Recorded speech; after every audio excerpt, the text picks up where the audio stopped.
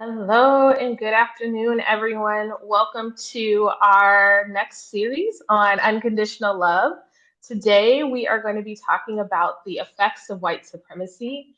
But before we get started, we wanted to take a moment and just honor what's happening in a space that we all have called home and call home right now in Minnesota.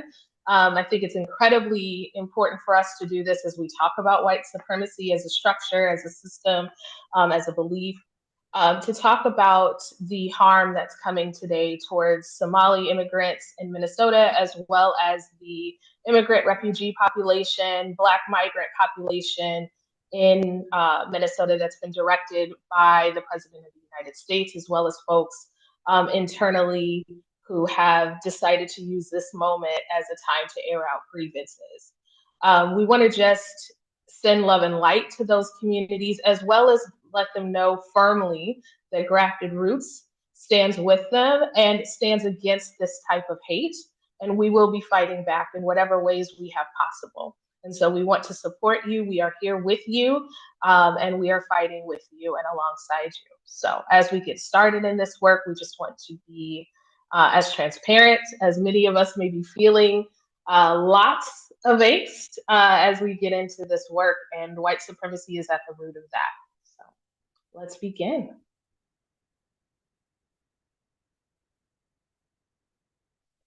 We are Grafted Roots, as I said earlier. We are your gritty healers. My name is Nicole Andrews. I use she, her pronouns. Today I am in a black shirt. I am a black woman here with you all today. Julie and Stephanie, if you'd like to introduce yourselves. Absolutely. Hello, everybody. My name is Julie Brock. I am white, feminine person. I don't even know what I just said there, but she, her pronouns. Today I'm wearing an orange multicolor striped sweater because it's cold in Minnesota. I have glasses as well. Glad to be here with you. Hello, everyone. My name is Dr. Stephanie Bowman. I'm a brown femme presenting. I've got fun little braids on for the first time, glasses, and in a cozy blue, like knit. Awesome. Thank you so much. And we welcome you all here, those that can join with us live and those who are watching later. This is a heavy time as we are transitioning through holidays, as we are trying to reckon with the world that we're in. And so, in order to begin any of this work, we'd like to start with a grounding exercise to bring us together in our shared space, as well as to have a moment to ground into our bodies as we may be feeling all of these emotions and unable to tap back into ourselves. And we want to be present in our bodies as much as possible. So we ask you, if you can, take this time with us to take a moment to ground into yourself. Place your feet on the floor if possible. And we are going to take a deep breath from the soles of our feet. You are going to exhale and release from your heart space. We're now going to take a deep breath from the crown of our head. And we're going to release from our heart space. As you begin to take your next deep breath, I want you to feel as the breath moves up your body from your toes to your knees, to your solar plexus, to your heart, through your throat, through your crown chakra. Take a deep breath in and release.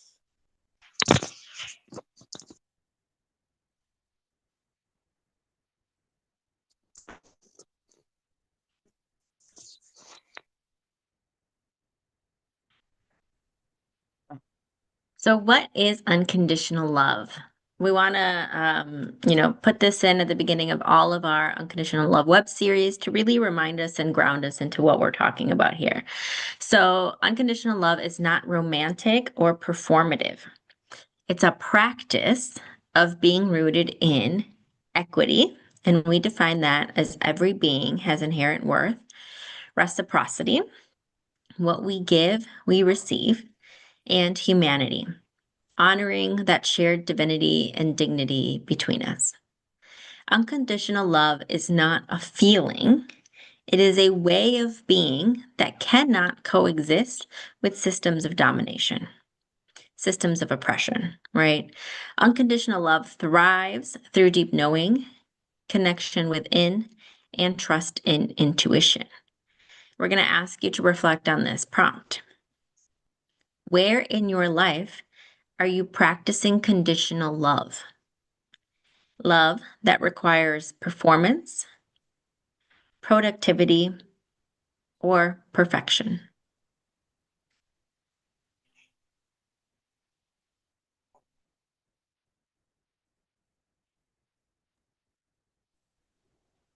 We'll give you just a moment to maybe jot that down so that you're able to come back to that reflection prompt.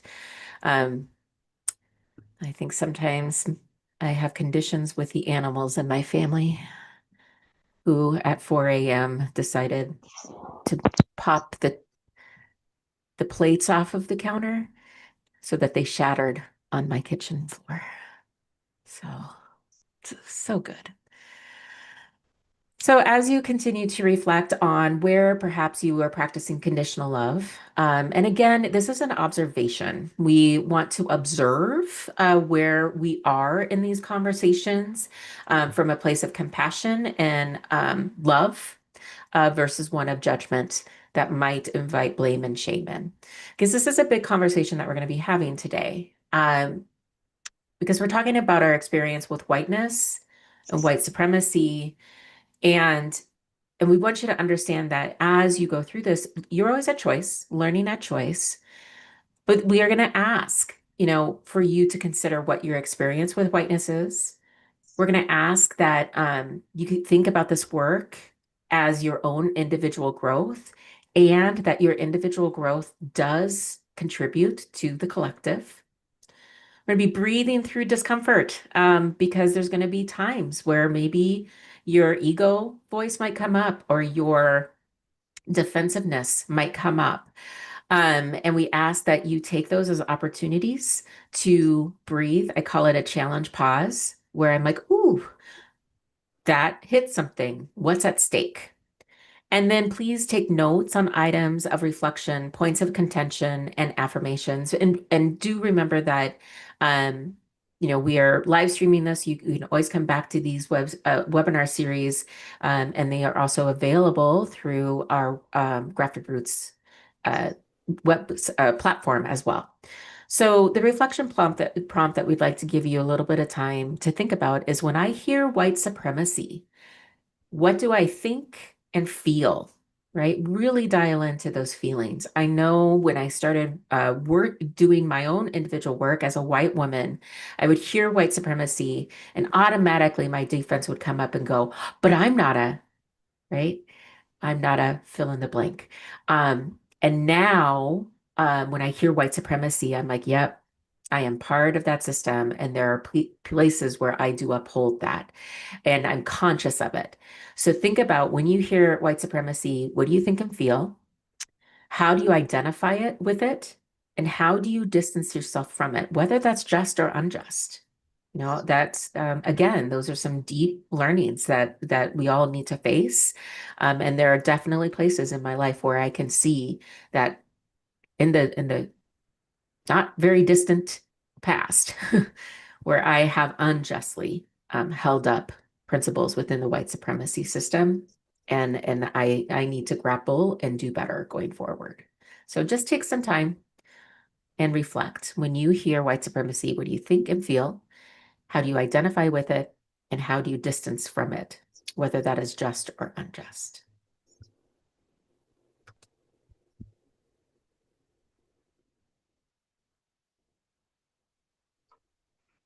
As you guys take a moment to write down your thoughts and take some notes, we are going to go over how we define white supremacy as both it's a system, as a belief, as an ideology, and as identity. Because oftentimes when you hear white supremacy, it's usually in conjunction with some really horrific images, but they're always images conjured up in the past, right? They're stuck somewhere in the 60s or the 50s or the 30s or in a previous time where bigotry ran, was able to run rampant, and it was the letter of the law. And so we think of images of the Ku Klux Klan, and we think of images of Bull, oh, I can't think of his name right now, Bull Connor, and we think of images of these leaders who yelled racial epithets or said things that elevated one race above another. But it's more than that, right? It's the idea that whiteness has divine providence and power overall.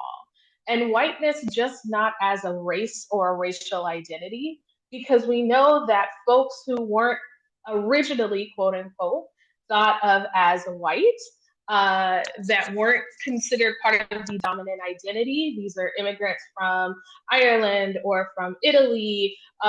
Sometimes folks who were Jewish were not considered white, have now been enveloped into the fold of whiteness, right? And so this idea that whiteness and the beliefs behind whiteness and the culture around whiteness is the one that should be celebrated and put above all.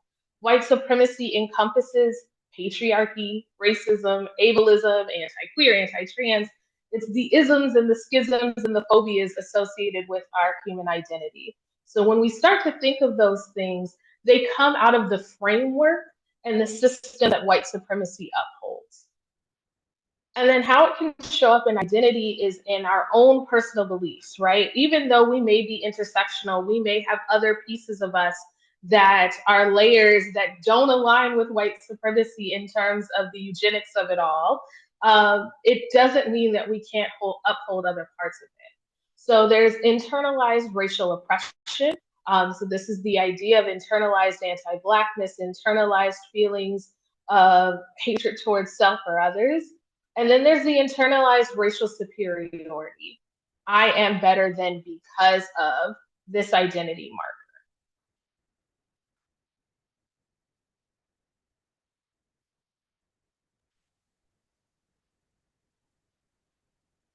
Yeah, we also want to talk about the concept of running the Oppression Olympics, right? So, the Oppression Olympics is a dynamic where different marginalized groups compete to prove that their experience of oppression or suffering is more severe, authentic, or deserving of attention and resources than other groups. How this shows up, specifically when we're talking about white supremacy, is that folks will say, yeah, but, right? Like, yes, but I'm also queer. Yes, but I'm also femme. Yes, but I'm also have a disability, as if that oppression and that system overrides their whiteness, right? We want to be very clear that when we're talking about the Oppression Olympics in this context, we're really talking about what identities do we believe override whiteness? And that's how this concept plays out, right? So the effect is then that folks of the global majority are left doing a lot of the emotional labor, right? So if you say, hey, that was racist, like your comment was racist, then we're faced with white tears, right? Like, okay, now I have to sit here and hold you because now you're sad because you got called racist, but you said the racist thing to me and I'm hurting, but I have to keep myself in check so that you can process your you can process your own emotions of how you hurt me, and I have to sit here holding both yours and my emotions, right? Another effect is that we have to navigate white emotional instability masked as fragility. So tears are part of that, yes, but it's also this um, well, I could say that, but then so and so is going to get their feelings hurt, which then means I'm going to be labeled as like the the B word in the situation if I bring this up, or I just rather not deal with then having to further educate you on that. So I'm just gonna hold back on correcting you in this space because it's gonna cost more work to handle your fragility in quotes, or your inability really to manage your own emotions. Um, so, that's also an effect. And another effect is that absorbing white discomfort of once again, I think that, we're all talking about similar things, but you can see it play out, right? Like as if you're a person of the global majority, you can name different times, different people, different Karens, Becky, Susans, which this has happened with Tom's, Jerry's, right? Like we're including everyone here, um, of like, you put something maybe out there, maybe you write it in an email format of like, hey, I just really want to like have a meeting. I think we should talk about what you said. I don't want to call you out in front of everybody. I want to manage how this feedback is given to you so that you're in a comfortable enough situation to be able to absorb it and do something with it. Like that's everything we think about before we open our mouths to call you out or call you in. And then us also like living under unexamined power dynamics of we might be colleagues, but your access to our boss is different than my access to our boss. So if I call you out, what like repercussions am I going to face then with my superior because your relationship to them as white folks have a different power dynamic than I do in the office. Like all of these things is a constant thought process as we're experiencing harm. Um, so I want us to reflect, right?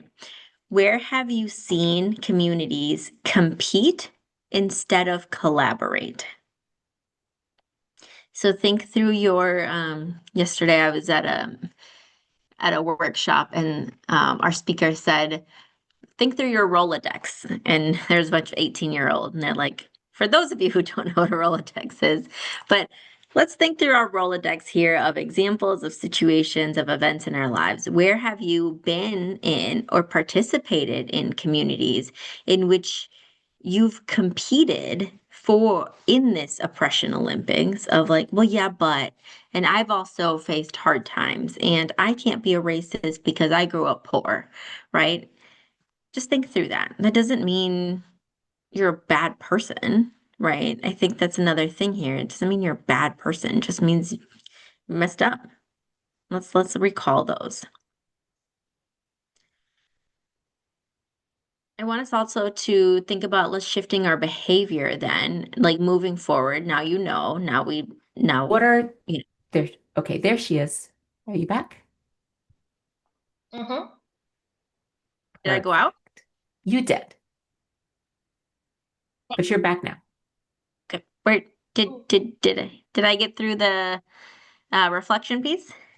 Nope. You were just getting into shifting behaviors.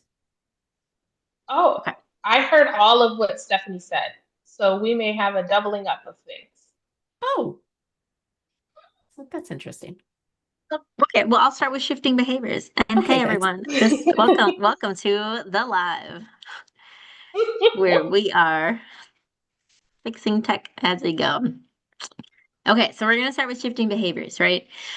What are ways that you can modify your approach to these conversations when they come up to be more collaborative in nature? So I'm going to give us here a second to think through that. What are ways that we can modify our approach?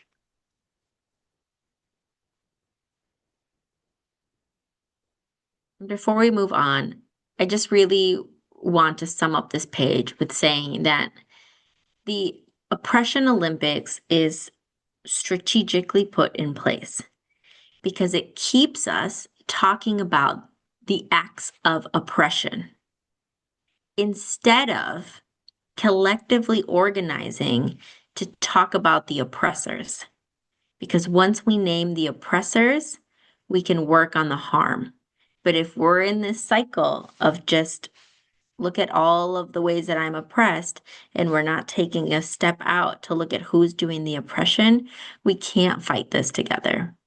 So that's my end all here, shifting behaviors. Maybe that's a way. Maybe we can just pull us out and say, like, well, who's doing the harm, and switch conversations forward that way.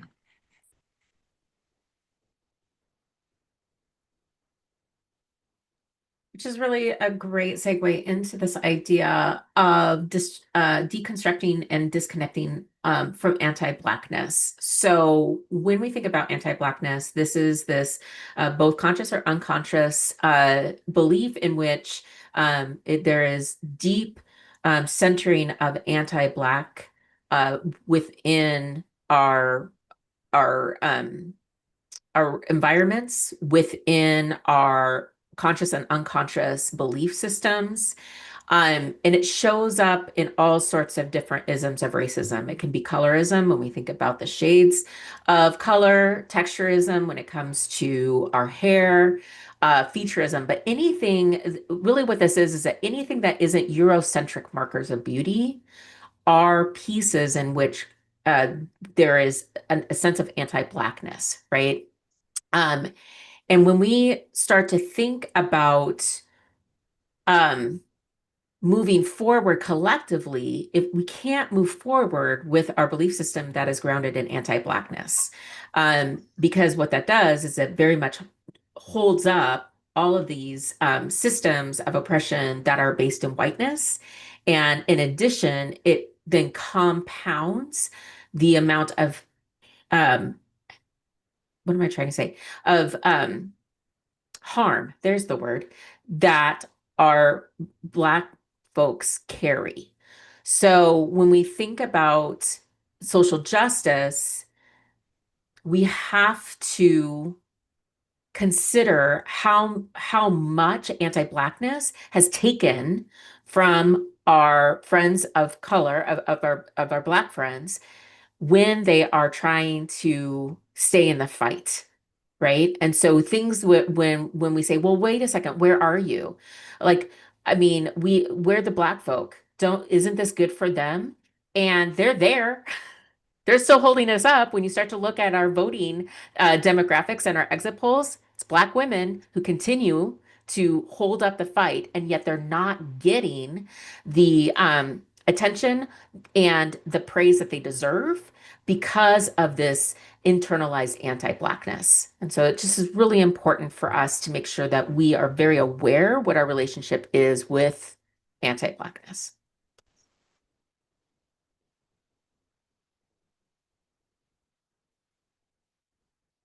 Um, we are actually, I'm going to come back here. So I have a different slide on I think we're my on end. 7, Julie. Yep.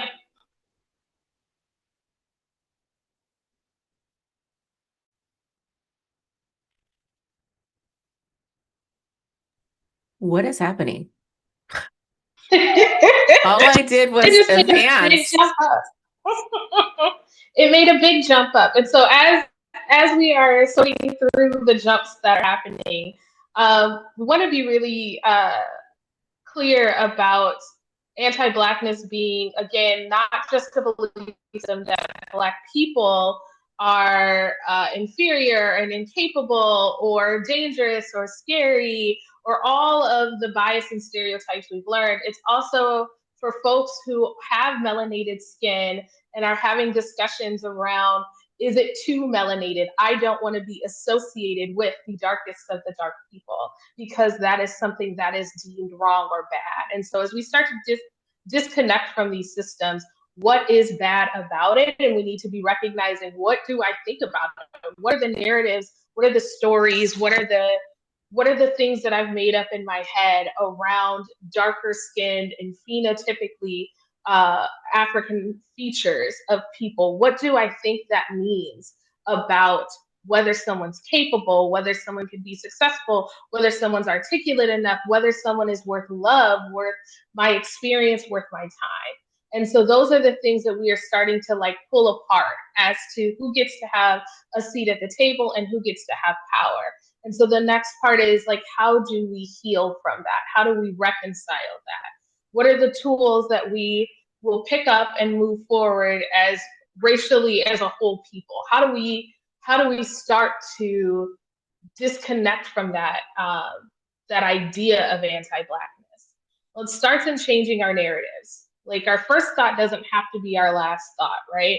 Bias, those unconscious and conscious biases that we have been taught, the lessons from home that have developed the narratives about ourselves, because anti-Blackness can be internalized as well as others, disconnect us from the idea of brown Blackness, around full, authentic wholeness, around freedom and creativity, around joy, which is what I think of when I think of Blackness. I think of the ability to be free and to create and to be warm and thoughtful and have a range of emotions, right? And to exist therein and not to adhere to the same schedules, thoughts, and feelings as everyone else, but to have a collective and an individual all tied together.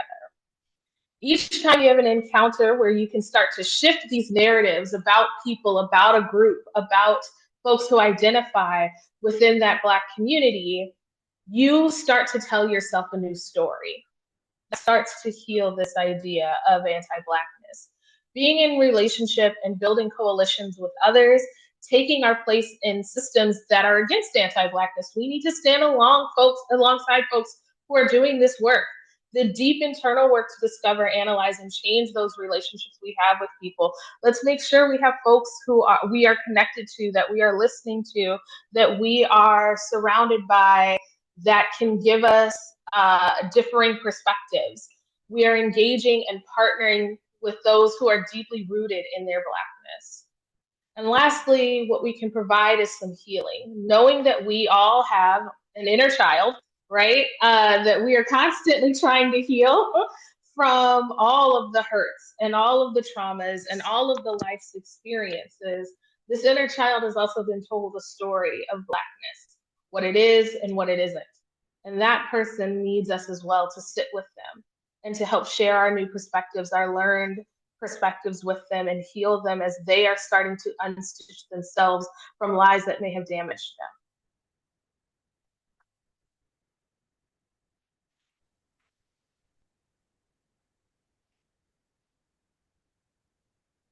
So we get to our big reflection here. When we are reflecting on what it means to be part of a community, whether you're born into a community through your identity, maybe your family ties, maybe you have chosen to join a particular community. As you engage, you build that shared language, right? You share shared agreements, you share cultures, values, morals, ethics, all of that. These unwritten rules and guidelines help you hold one another accountable and care for one another. That care is more than critique and false power over. That means that critique and false power, or that means that critique is there, right? But this false power over is a conversation I think we need to start teasing out and really investigating when we have our communities, because that's part of white supremacy. The care is truly about having power with that healing, that forgiving, reciprocity, and restoration. As we look at this with the framework of dismantling anti-Blackness, it also means that these critiques and care happen in-house. You do not need to police other communities with your community standards or your guidelines, right? We're all different. Yes, we're all humans and we all have social constructs and they're all tied. However, we have to be aware that when we're engaging in community reclamation or individual accountability, that's also being done through those community shared standards and guidelines. When we define community, I mean, the work of Audre Lorde always comes to mind, and in the statement of without community, there is no liberation. And what we mean with that is you can't do this alone. You can't take down systems of oppression alone. You can't have a community of one, right? We have to do this work together. And then I also want us to think through this quote by Adrienne Marie Brown. In community, our potential is truly realized. What we have to offer each other is not merely critique, anger, commentary, ownership, or false power.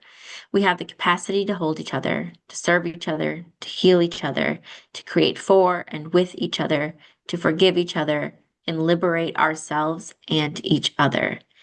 That type of definition of community is that reciprocity that we were talking about earlier, right? Because their wellness is dependent on your wellness. And if you're not well, they're not well. And if you're not well, your community isn't well.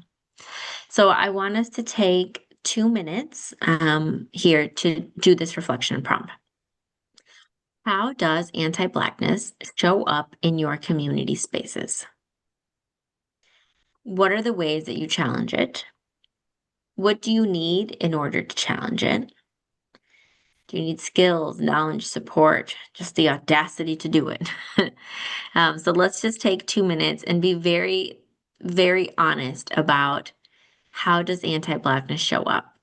And the answer might be I allow it to or I contribute to.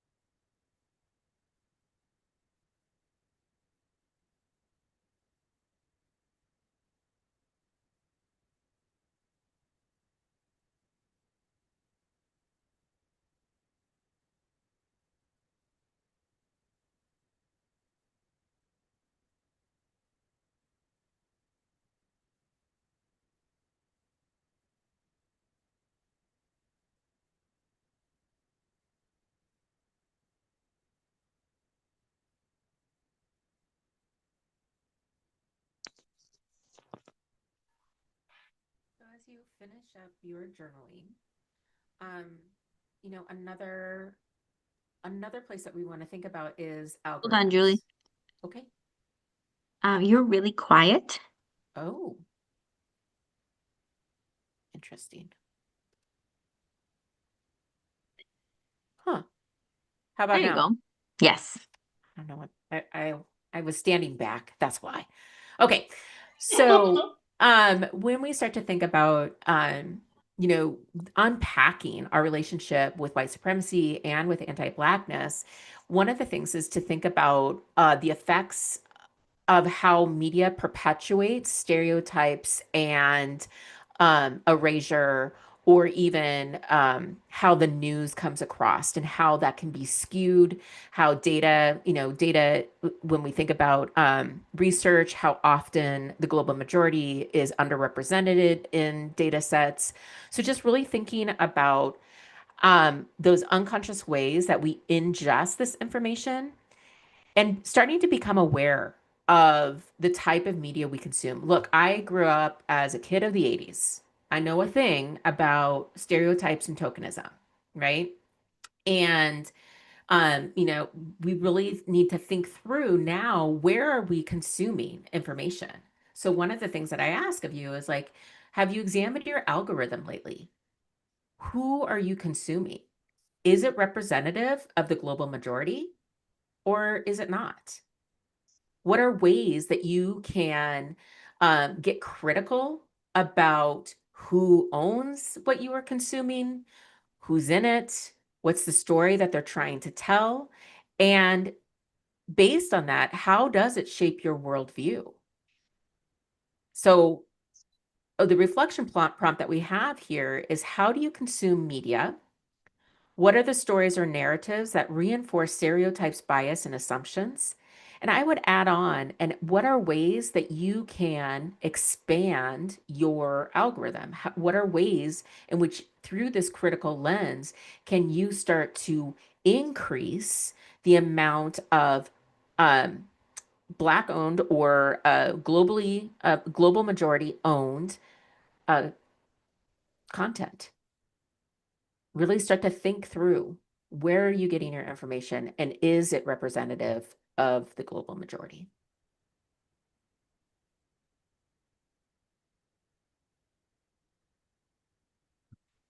As we continue, we've looked at how white supremacy shows up, ways in which it's enacted, ways in which anti-Blackness is enacted, and how it shows up.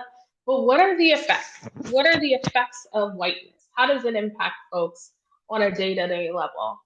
We had the immense pleasure of having Amanda Florence Goodenough Garcia on our podcast, Unexamined Me, and she shared with us her framework around Midwest nice.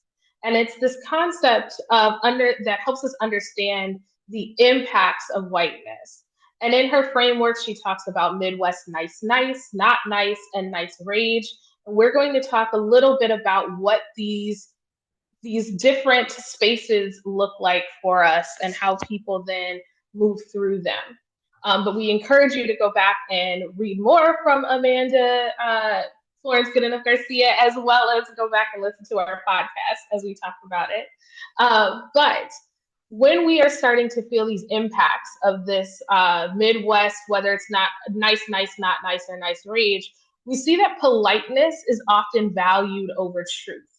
But politeness to make a point, right? Not meaning we don't make it difficult for others in terms of, oh, we're just kind. It's just politeness so that other people don't have the opportunity to express the truth. It's not in a general care for others. So it's politeness through gritted teeth. It's the, oh, we don't talk about that here. This isn't the proper space. This isn't the proper time. This isn't where or how we should do it, because we want to be polite. So it's really more about the term polite and not necessarily the action. Then it values entitlement to happy endings over harm. So the person who is operating in whiteness will say, I deserve to exist without having to think about the harm I cause and what others are facing. You end up, as the person on the recipient's end, carrying the emotional burden of that harm and making them feel better over it. I deserve for this story to end the right way. I need you to make me feel better. Julie and Stephanie both talked about this concept of doing the emotional labor. So you have said something completely inappropriate, but now I have to fix everything because you deserve a happy ending. Or as we talked about in the podcast, I present a topic and you need me to tell you all of the good things that happened, even though I was hired to come there and tell you about the things that were mishandled, right? So it's give me the sandwich, give me the good, the ugly in the middle, and then more good, just so I feel like it's wrapped up in a white bowl. But that entitlement comes with harm. It's white tears over maintaining the illusion of harmony. Once it could just be this idea of harmony under my terms or harmony just for me. And it's the weaponizing of white tears. That's when that comes forward, using victimhood, fear, and calling for reinforcement through those tears to create a villain in the other person. To say, look at what they did. Now that the entitlement didn't work, I didn't get my happy ending. I need to use something in order to make myself seem as if I was the one harmed. Yes, I did the harming, but I need to look like that. So because you didn't maintain the illusion of harmony, you broke that illusion. You made it difficult for us. You called out Target. You called out these spaces that I need to just be in. You called out this film. You called out these things that really just make me feel better about me. How could you? You broke the illusion of harmony. You broke my sense of self, where I thought I was the victor. And then finally, when that doesn't work and they don't get their way, hostility is better than the feeling, and it's over the feeling of chronic survival mode. It's over that feeling of I need to constantly stay on my toes to prepare for debate and exchange.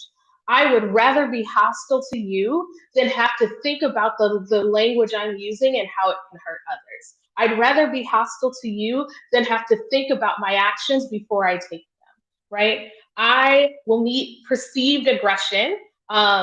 And really, the aggression is just people wanting to be respected for who they are. I'll meet that with hostility. We see this enacted over and over again. Again, talking about Minnesota, we saw the woman who screamed at a 5-year-old child, who threw racial epithets at him, and then immediately went into the victimhood, and then went back to hostility when it served her to get more money for her GoFundMe page. And then now that she's going to court, I'm back to my tears, right? This need to, I just don't, you can never say anything right. All of the language is wrong, except for you know it was wrong, you did it anyway, and you wanted to get something from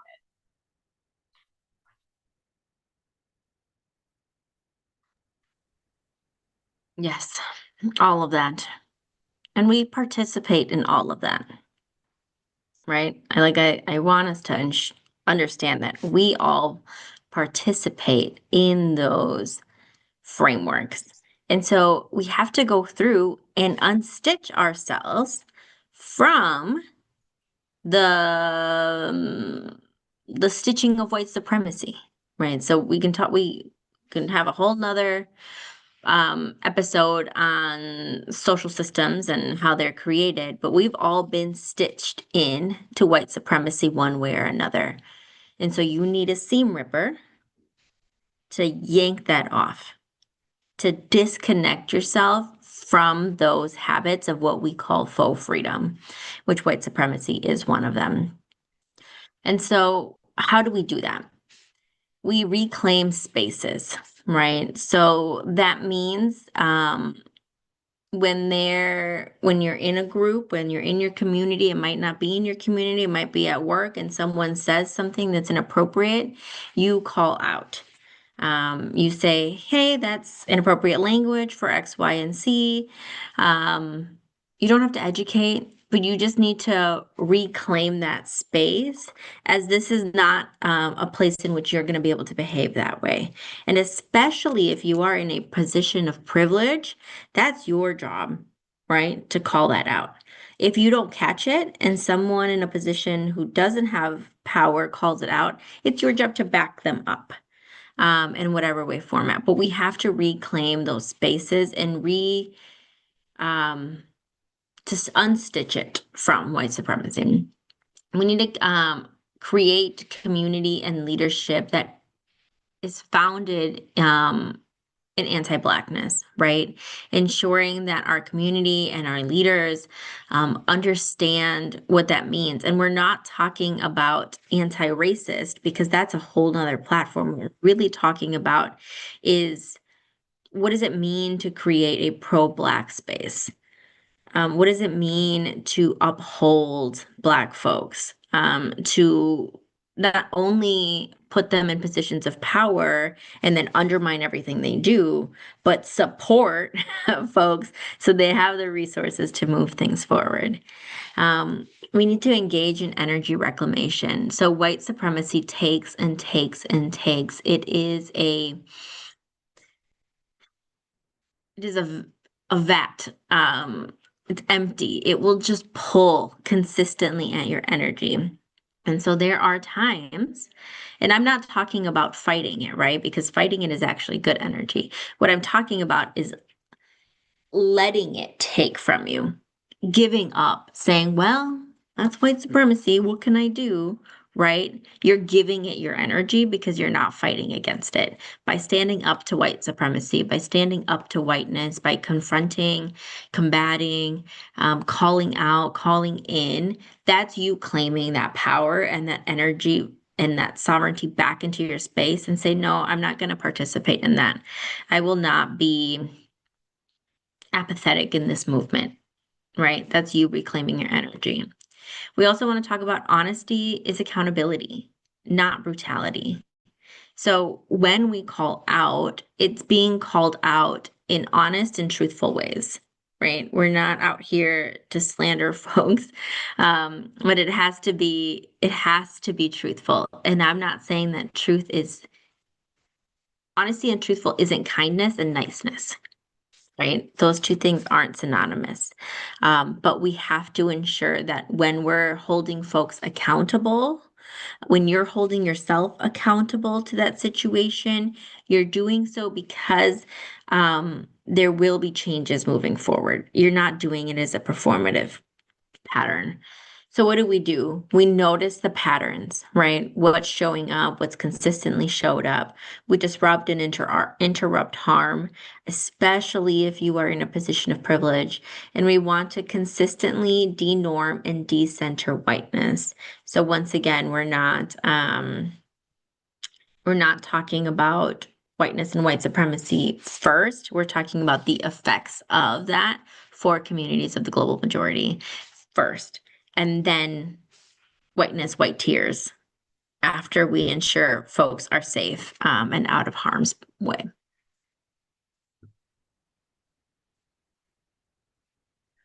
So we just want to thank you. Thank you for engaging in our content. Thank you for engaging in this very important conversation. We want to remind you that our webinar series is called Unconditional Love. And within that, we are examining conditions that keep us from that sense of unconditional love. And sometimes that is a human condition like death and dying, which we just did in November. And sometimes that is a human-made system like white supremacy. And we invite you to continue to engage in this conversation. If this is something that really resonates with you and you want to learn more, we will have a co-power course on white supremacy that will be launching in early January at the end of the month. Please, we invite you to engage with our Unexamined Me podcast. You can find it on our website. You can also find it wherever you listen to your podcasts. And each week we are examining another part of white supremacy that shows up. And so sometimes we're talking about those isms, much like that Midwest nice. So we just really invite you to be part of this conversation and listening there. Like and subscribe. It helps us. It helps you. It helps your friends. And then most importantly, we keep telling you that the community matters and you matter. And if you are feeling isolated in this journey, if you feel scared, a little bit unsure, there's a place for us, for you. And we really invite you to engage at graftedroots.net or .com. It leads you to the same place. And we really want to be alongside you as you continue to journey back to yourself. So thank you. Thank you, Nicole and Stephanie, for all of your knowledge and your willingness to share it with our community. Stay rooted, y'all.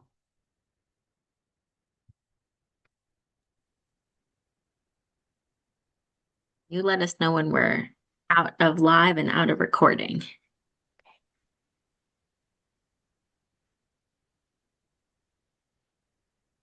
We are